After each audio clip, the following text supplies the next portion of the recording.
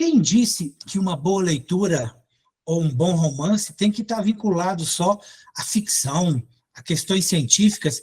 Também se pode trabalhar até mesmo a questão da religiosidade, a questão da espiritualidade. Pode existir até romances cristãos, por que não?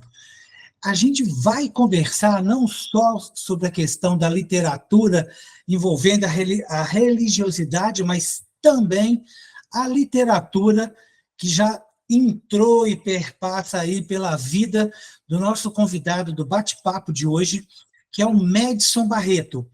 Ele é escritor, ele é poeta, produtor cultural, ator, está até com uma peça trabalhando aí, atuando em 4 papéis diferentes. Haja fôlego para dar conta disso tudo. E a gente já começa, Madison, perguntando para você como que a literatura entrou aí na sua vida. Muito obrigado por me receber aqui. É muito legal estar aqui nesse canal. Cara, a literatura entrou na minha vida muito cedo, assim, por influência de minha mãe, né?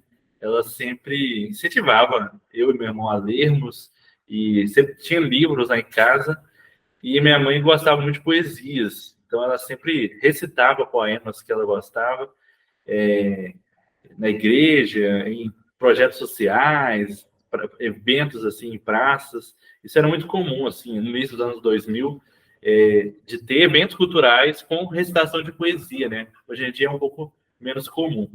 E minha mãe tem muitos poemas de cor ainda, né? Se você pedir a ela para recitar uns poemas com você, ela sabe no mínimo uns 10 de cabeça ali, que ela sabe de cor. E ela recitava assim durante o dia na nossa casa, às vezes ensaiando. Então, isso me influenciou muito de gostar de poesia, gostar de literatura. Então, desde muito pequeno, assim, com 7 anos de idade, eu comecei a escrever alguma coisa, né? A partir do momento que eu fui alfabetizado, eu já estava querendo escrever alguma coisa. Então, eu escrevia poesia, escrevia conto, escrevia roteiro de teatro, né? E mais ou menos na mesma época, ali, nos meus 7 anos, eu escrevi o meu primeiro poema, escrevi meu primeiro roteiro de teatro e escrevi o meu primeiro conto, aos 7 anos de idade.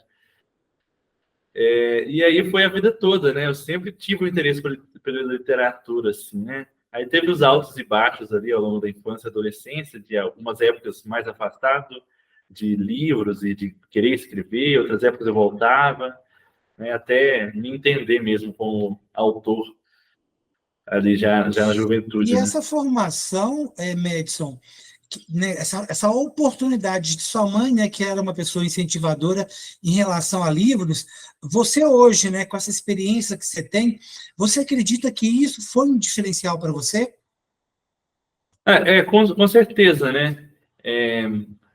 Minha mãe, ela sempre incentivava a gente naquilo que a gente gostava, né? Assim, eu comecei a gostar de teatro também muito novo, e aí minha mãe logo me pôs para estar participando de um grupo de teatro, tinha os ensaios, ela dava um jeito de me levar, livros também, assim, na hora que eu comecei a escrever alguma coisa ali, é, ela incentivava de, e aí, o que vai acontecer nessa história? Como esse conto que eu mencionei que eu escrevi, eu tinha uns 7 anos, eu fui escrevendo parágrafo por parágrafo e corria para mostrar para ela, né? E era ali o que uma criança de 7 anos consegue escrever, né? Não era algo de um nível de um escritor profissional, né? Algo de uma carreira de literato. Então, era algo muito cru ali, né? E eu tinha acabado de ser alfabetizado há pouco tempo, né? Então, não era algo bem escrito. E minha mãe ficava ali, né, mostrando curiosa, e aí o que vai acontecer depois? Era até uma história, um conto que eu escrevi, né, quando eu tinha uns 7 anos, era de um casal que vivia na roça, e a mulher cuidava da casa e o marido ia para as plantações, e um dia eles resolvem trocar de lugar, e o marido se atrapalha todo nas tarefas domésticas ali, né? E aí eu estava escrevendo uma história sobre isso ali. E aí eu escrevi um parágrafo, corri e mostrava para minha mãe. Aí minha mãe, e depois, o que aconteceu? Ele conseguiu fazer as coisas? Aí eu corri, escrevia outro parágrafo e ia mostrar para ela e tal. Então, ela foi minha leitora beta, né? Como a gente fala, de boa parte dos meus livros, né? Ela leu todos esses 3 livros aqui que hoje estão publicados. Ela foi uma das primeiras leitoras, né? Assim que eu terminei de escrever, ela foi uma das primeiras pessoas a ler. Então, isso me incentivou muito, né? Teatro também, né? Ela sempre estava lá assistindo. Ela lia o roteiro. Eu sempre escrevi roteiro de teatro a vida toda também. Ela sempre lia o roteiro antes. Então, fez muita diferença, né? Na minha formação. Você tem de cabeça algum dos seus poemas? De cabeça, não. Eu consigo ler aqui do livro. Ótimo, Eu a gente vai. não Se você decoro quiser tanto. pegar um, então, aí para a gente já conhecer um dos seus poemas, quiser selecionar. Claro, vou selecionar aqui. É, vou ler o que dá título ao livro, deixa eu ver. Eu vou ler o que dá título ao livro, que é um poema bem curtinho, né? Então a gente pode introduzir com ele. O tema Rosas pelo Caminho vem do poema do Drummond, né? Das pedras no caminho. E eu quis fazer um poema fazer um livro, né? Que falasse sobre enxergar as rosas no meio do caminho, né? No meio de uma estrada cheia de pedras, a gente poder ainda ver beleza e se alegrar nela, né? A gente não ter nossas retinas tomadas somente pela pedra no caminho, como o Drummond fala, mas a gente perceber a beleza também. Vou ler aqui o Rosas pelo Caminho. Rosas pelo Caminho. Onde parece não existir vida, a poesia faz nascer flores. A semente rasga o concreto. As cores vencem o cinza. O amor supera a dor. Numa jornada cheia de pedras, a poesia planta rosas pelo caminho. Isso é muito interessante. E esse livro, Rosas pelo Caminho, que é um livro de poemas, foi seu último lançamento. Dos Sim. dois que estão aí com você, nós temos esse romance policial, O Céu de Roma Negro, né? E Eu Não Perdi a Minha Fé. Qual foi o próximo? Qual foi o primeiro, na verdade? Qual foi o primeiro, né? O primeiro foi o Eu Não Perdi a Minha Fé. Eu lancei ele em 2017. Eu estava escrevendo um outro livro, que era romance policial, assim, que eu acabei desistindo dele. E, na época, eu tinha 23 anos e um amigo meu, com quem eu trabalhava, conhecia muito da minha história, da história de minha família, e ele sugeriu, cara, por que você não escreve um livro contando a sua história? E aí eu pensei, cara, mas como assim? Eu com 23 anos escrever uma autobiografia, quem vai ler? Qual que é o sentido disso, né? Mas eu acabei aceitando, assim, escrever. Pensava que no início ia ser, assim, umas 50 páginas só, né? Algo assim, só para distribuir com amigos, né? Fazer uma impressão mais caseira. Mas acabou crescendo o projeto e aí eu quis fazer um trabalho de um biógrafo mesmo, né? Conversei com várias pessoas que participaram da história, assim, de alguma forma, entrevistei, gravei horas de entrevista, fiz anotações, para daí ver o que eu deveria contar, assim, no livro, né? Então, é um livro em que eu conto minha história, a história de minha família, sobre fé, a grande temática do livro, né? E eu começo falando dos meus avós, né? Meu avô paterno, ele conheceu a Cristo na juventude e ele influenciou muito a geração dele, né? Os filhos, os netos, e ele já faleceu, eu não cheguei a conhecê-lo, mas até hoje, onde eu vou, que encontro alguém que conheceu ele, as pessoas falam da fé que ele tinha, do tanto que ele foi influenciado por ele. E isso, né, repercutiu na vida de toda a nossa família, né? E depois, a minha infância ali, eu conto toda a minha infância, adolescência e juventude, uma grande influência da minha mãe, né, que nos ensinou o caminho da fé e, ao mesmo tempo, a gente passava por vários percalços, né? Meu pai faleceu quando eu tinha menos de 2 anos e isso inaugurou uma fase muito difícil, né, na nossa família, assim, de dificuldade financeira, questões de saúde emocional, né, de todos nós. Minha mãe passou por uma série de problemas de saúde também, enfim. Mas no meio disso a gente viu um agir, né, de Deus na nossa família muito grande, de ter experiências sobrenaturais mesmo com Deus, de curas, de visões, enfim. E eu quis compartilhar isso no livro, mas com um toque assim, né, de técnica de escrita mesmo, mas de romance, né? Eu não escrevo como se fosse uma biografia, mas ele tem uma narrativa um pouco mais romanceada, né? Eu não escrevo ali na primeira pessoa, tem aquela, eu falo como um narrador meio onisciente, né, contando a história e me transformo ali em um dos personagens do livro, né? E aí o livro eu lancei por conta própria em 2017. Eu também sou designer gráfico, né? Então fiz todo o projeto gráfico também, a capa, enfim. E lancei ali em 2017 e agora está até terminando a tiragem que eu fiz, né? Já saíram mais de, só na versão impressa, né? Mais de 1.000 livros foram distribuídos. Você começou com um livro, né, que vem numa linha aí cristã, né, com romanceada, e mesmo que seja uma autobiografia, vamos dizer assim, e você posteriormente partiu para um policial, né? Assim, não é uma coisa, às vezes, até um paradoxo, Madison, né? Você que vem com uma linha, digamos, entre aspas, soft do cristão, né? Uma coisa Uhum. mais... E, de repente, vamos ali para um romance policial. Como é que isso se deu, assim? O romance policial até vem antes na minha vida, porque antes de escrever o Não Perdi Minha Fé, eu estava escrevendo um outro romance policial, e foi um projeto que eu acabei abandonando, né? Então, já era natural para mim querer escrever uma história policial, né? Mas aí, após ter escrito o Eu Não Perdi a Minha Fé, eu já tinha muitas ideias anotadas de histórias, talvez ali umas 20, 30 ideias, assim. Tem uma pastinha no computador só com as ideias. E aí eu fui olhar minhas ideias ali, alguma que eu pudesse desenvolver, e encontrei essa.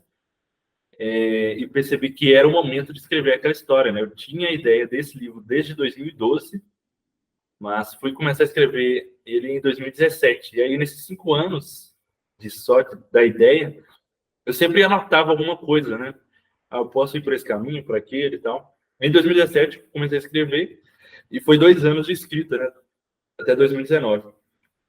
Mas um dos motivadores, a história se passa em Salvador, e o meu irmão se mudou para Salvador desde 2014. Eu sou de Belo Horizonte, mas meu irmão morou em Salvador por alguns anos. E indo a Salvador, eu me encantei pela cidade, tanto pela história da cidade, né? É a primeira capital do Brasil. A cidade tem quase, acho que são 470 anos agora. E a beleza da cidade, das praias, dos prédios históricos, mas também percebi uma cidade com muitas questões sociais ali muito nítidas, né? De desigualdade social, um tráfico de drogas muito forte e questões muito nítidas, assim, raciais também, né? Uma desigualdade social muito marcada, assim, racialmente, da gente ter bairros de favelas com a maior parte da população negra e bairros nobres com a maior parte da população branca. Isso é muito evidente, assim, em Salvador. E eu quis trazer isso para uma literatura, né? E quis fazer um romance policial nesse contexto, né? Que mostrasse todo esse pano de fundo de Salvador, mas que fosse um livro simples de ler, assim, que alcançasse um público mais jovem também.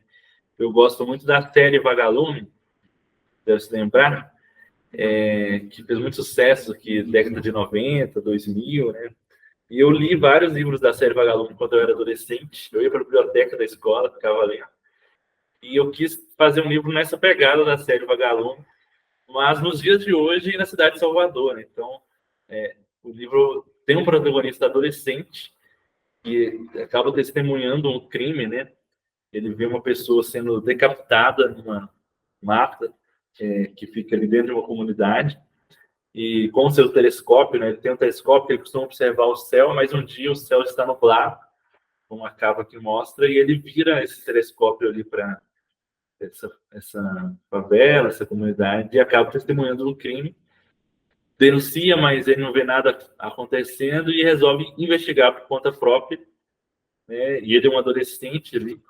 E no meio dessa investigação ele vai descobrindo todo um universo das facções criminosas, né? Que é algo muito marcado aqui no Brasil também. Eu queria muito trazendo um romance policial, os crimes brasileiros, né? Aquilo que a gente vê no jornal, nos romances policiais um pouco mais europeus, britânicos, norte-americanos, os crimes não têm muito a ver com o que a gente vê aqui no Brasil, né? Então, eu queria trazer algo do que é o crime brasileiro, e uma das principais questões que a gente lida é o universo das facções criminosas, né? Então, eu trouxe isso para o livro. Enfim, então, tudo isso acabou se conectando nessa história, tanto da realidade de Salvador, o que eu queria trazer da cultura brasileira, as questões sociais brasileiras que eu queria abordar, e essa linguagem para um público juvenil, adolescente, né? Que a série Vagalume trazia e que eu quis trazer para esse livro. E você acabou abrindo aí 3 frentes completamente distintas.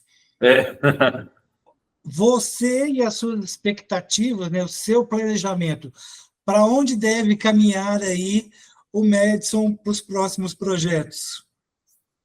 Assim, eu sou muito eclético na minha leitura e no entretenimento que eu consumo, né, de modo geral, música, eu escuto ritmos muito variados, filmes, eu assisto filmes muito diversos, e livros também, eu leio livros muito diversos, então na hora de produzir alguma coisa eu também acabo produzindo algo muito diverso, né? Então, eu tenho 3 livros de 3 gêneros diferentes, e se eu for lançar um próximo livro, provavelmente vai ser um outro gênero diferente também. Eu tenho já um projeto que está bem encaminhado, que é uma fantasia infanto-juvenil, que é uma releitura da história do Pinóquio. Eu já tenho um musical que eu escrevi sobre a história do Pinóquio, que ainda não foi apresentado, né, só existe o roteiro, e que eu vou reescrevê-lo, né? Está com um roteiro de teatro, eu vou reescrevê-lo para ser um livro infanto-juvenil. Isso provavelmente deve ser o meu próximo lançamento, lá para o final do ano que vem, assim, né? Que já é um outro gênero, né?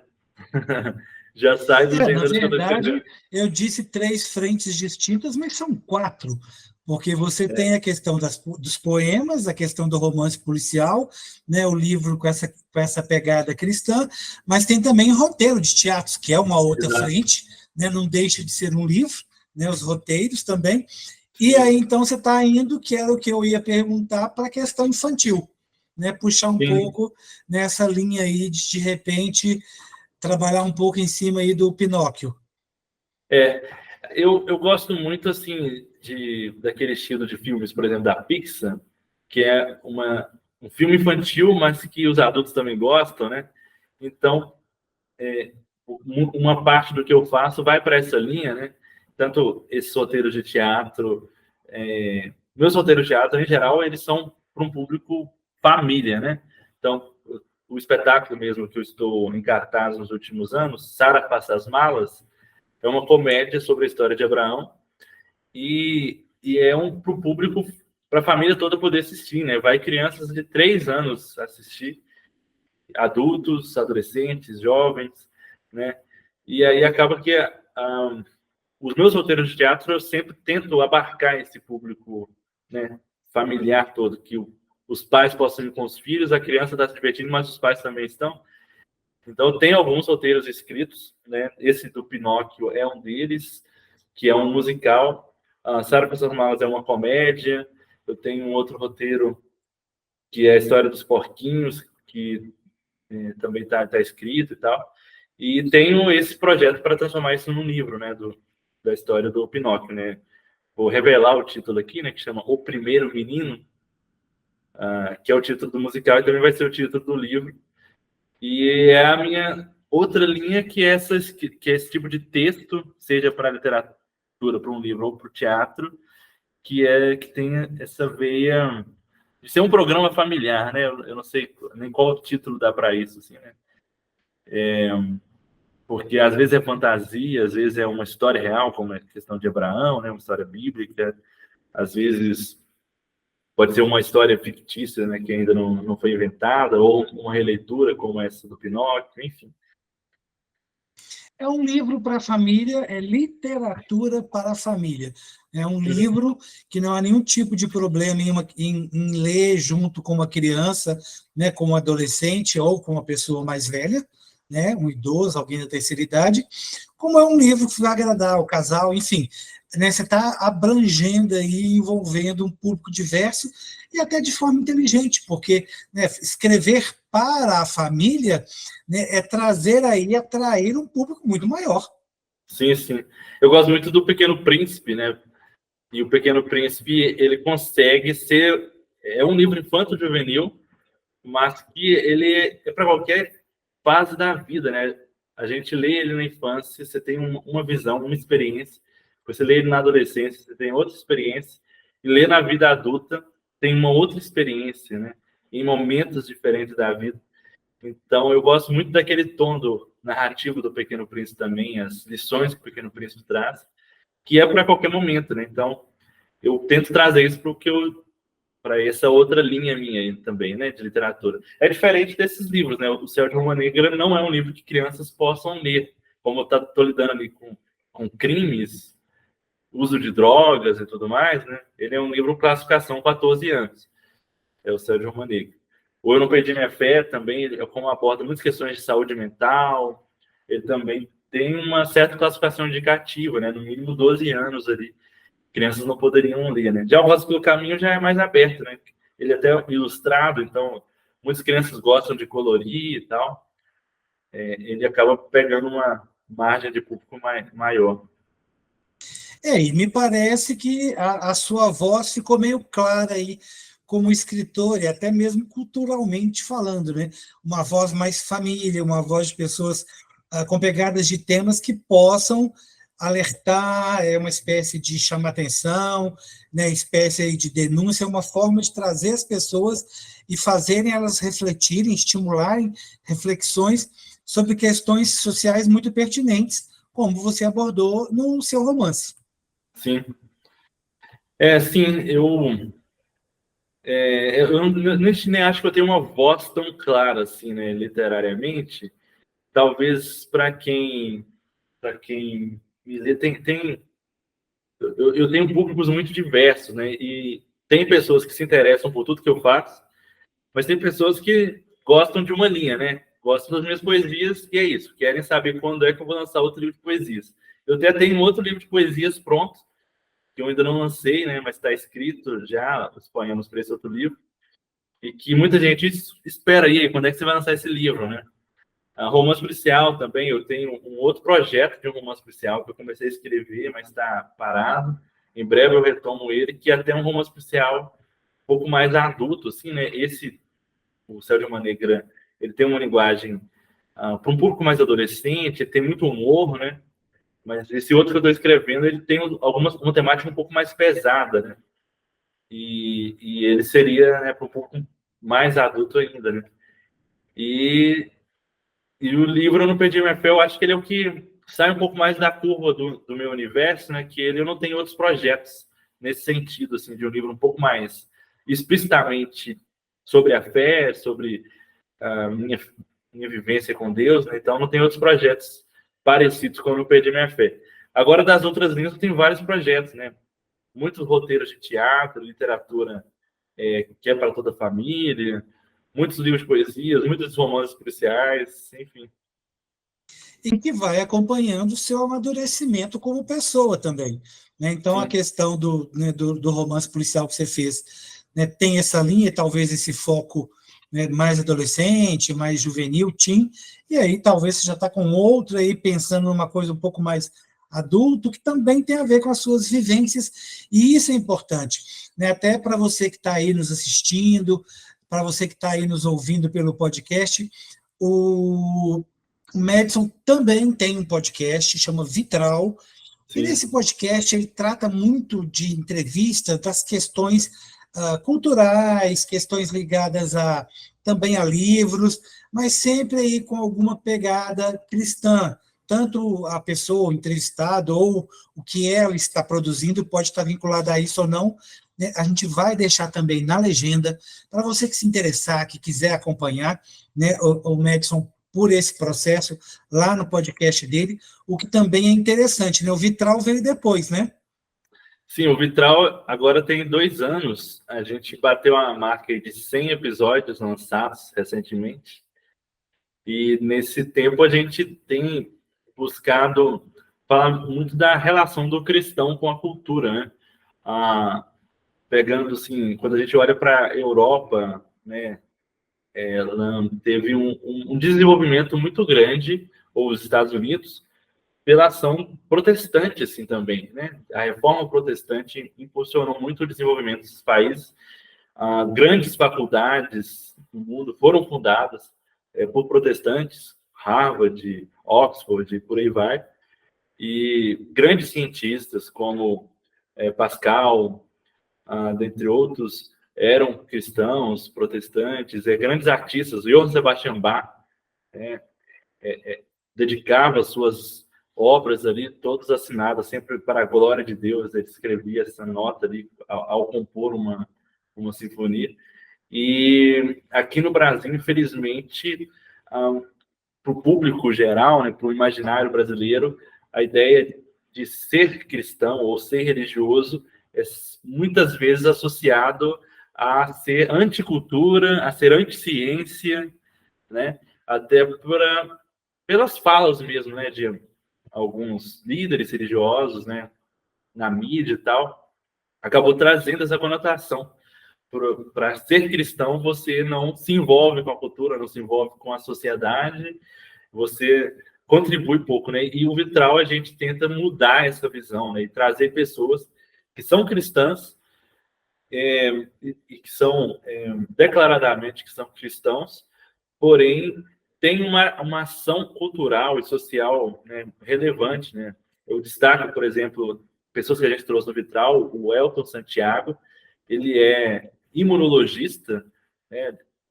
Ele produz vacinas e ele é o responsável pela produção de vacinas da UFMG. E a vacina que a UFMG está produzindo para a Covid, tem uma vacina para a dengue, ele é o responsável por isso. E ele é cristão, na igreja dele é professor de escola bíblica dominical, né? E é um dos grandes nomes da ciência no Brasil, ganhou prêmios na Europa enquanto cientista, né? No Vitral também a gente já trouxe nomes da MPB, que são cristãos, como Telo Borges, Júlia Ribas, dentre outras pessoas, pessoas que são envolvidas em projetos sociais muito relevantes aqui em Belo Horizonte, que já ganharam prêmios também, assim, reconhecidos como gestores sociais, né? Não sei o termo exato. Enfim, a gente gravou esses últimos dias também com um grande cineasta brasileiro que já ganhou vários prêmios internacionais e é um dos cineastas mais reconhecidos do Brasil, que é o Marco Antônio.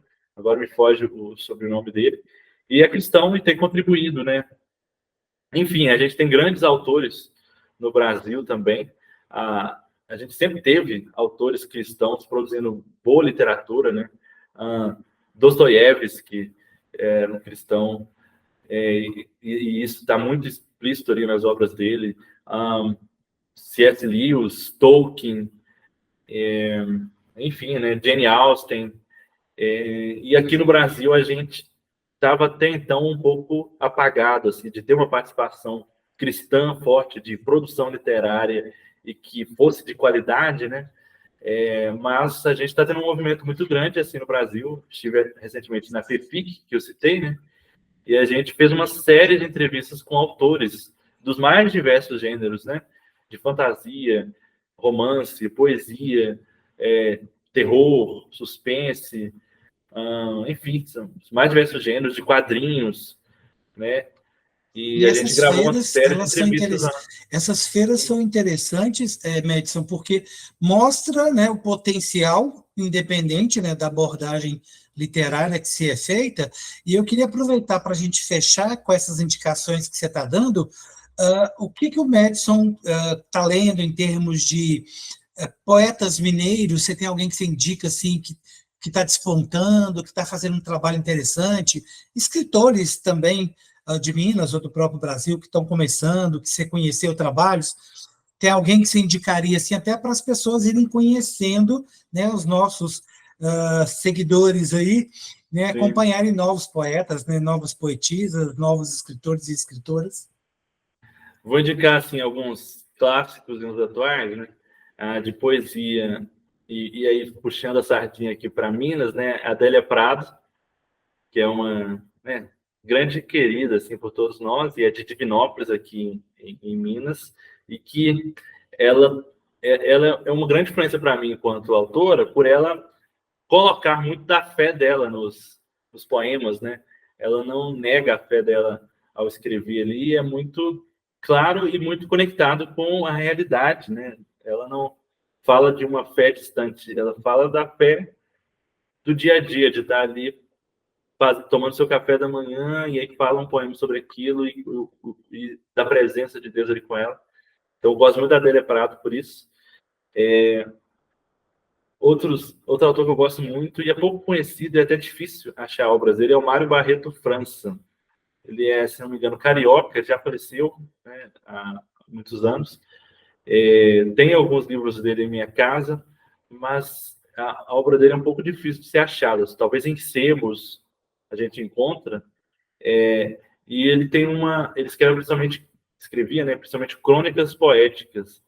Então, a poesia dele contava muitas histórias, e são histórias assim, tão marcantes, né, tão emocionantes ali, que você fica na dúvida se aquilo aconteceu ou se é ficção.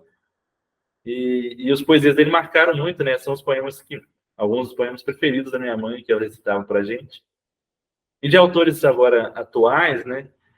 Tem um cara que eu acompanho muito aí na internet, que é o Pedro Salomão. Ele é paulista, ele é jovem e tal, ele é cantor também. Mas ele tem algumas obras publicadas, acho que são 3 livros, e publica muito redes sociais. Tem um canal no YouTube dele também, que ele recita os poemas dele e outros poemas clássicos. E eu me identifico muito assim com os poemas dele, né? Ele tem essa poesia um pouco mais contemporânea, são versos mais, são poemas mais curtos, né? Mas que são muito belos, assim, muito que fala muito pro nosso tempo, assim, né, com questões muito atuais na poesia dele. Então, vou indicar esses 3 aí: uma mineira, um carioca e um paulista. Eu gosto muito. E vocês já perceberam pelas indicações que, felizmente, o Brasil é um celeiro, né, de escritores, de bons escritores, e inclusive até você que está aí nos assistindo, nos ouvindo, e que, de repente, ainda nem começou a escrever, né, não começou a colocar no papel aquilo que te move, aquilo que te estimula, né? Que tal, então, você começar a pensar nesse caminho aí, de repente, né, contribuir com livros para as bibliotecas, né, para as livrarias, para as nossas estantes, e também vocês que estão aí para ler, né? Vamos ler, então, talvez mais poesias, vamos conhecer um pouco mais os poemas. Fica aqui o nosso convite para você acompanhar o sarau que a gente publica, que a gente coloca no ar aí uma vez por mês. Tem vários poetas, várias poetisas, eles declamam poemas, eles contam um pouco para a gente da carreira, desse mundo que a poesia acaba trazendo, né, para cada um, para o dia a dia de cada um.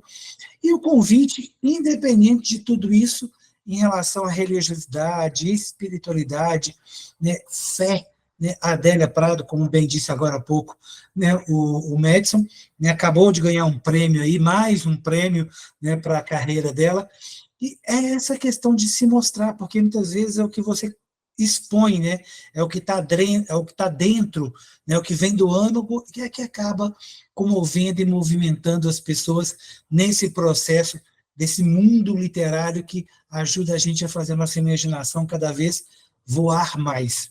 Fica aqui, então, o nosso convite. Participe lá do sarau, né? Deixe aí as suas indicações de pessoas também que você quer que entreviste e participe aí do sorteio dos livros. Vá lá se inscrever para concorrer aos livros aí que os escritores deixam para vocês que nos acompanham.